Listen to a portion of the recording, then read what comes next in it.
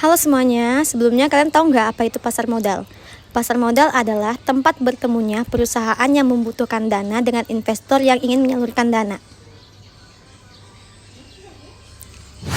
Jadi, apa sih itu bedanya pasar modal dan pasar uang? Pasar modal itu memiliki tujuan jangka panjang untuk berinvestasi ya. Sedangkan kalau pasar uang memiliki tujuan jangka pendek untuk transaksi dana.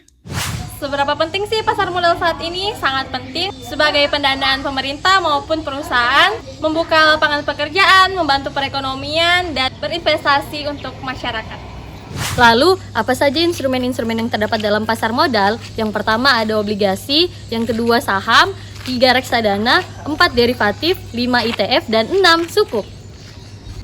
Kalian tahu nggak, pasar modal Indonesia itu beroperasi di bawah pengawasan dan regulasi dari berbagai pihak.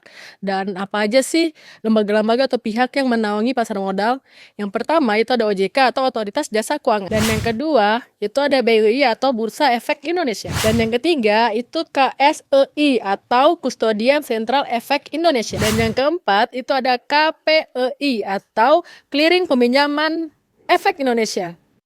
Jadi, apa bedanya investasi dan menabung? Investasi memiliki tujuan jangka panjang untuk menambah keuntungan, sedangkan menabung tidak mendapatkan keuntungan, melainkan hanya menyimpan uang saja. Apakah investasi di pasar modal sudah terjamin keamanannya? Aman kok Kak, karena sudah terjamin di Undang-Undang Nomor 8 Tahun 1995 tentang pasar modal. Jadi bagaimana sih cara berinvestasi di pasar modal? Yang pertama, kita melakukan yang namanya pembukaan buku rekening terlebih dahulu. Kedua, kita memilih instrumen yang mau kita beli di pasar modal. Yang ketiga, kita melakukan pembelian efek di perusahaan sekuritas.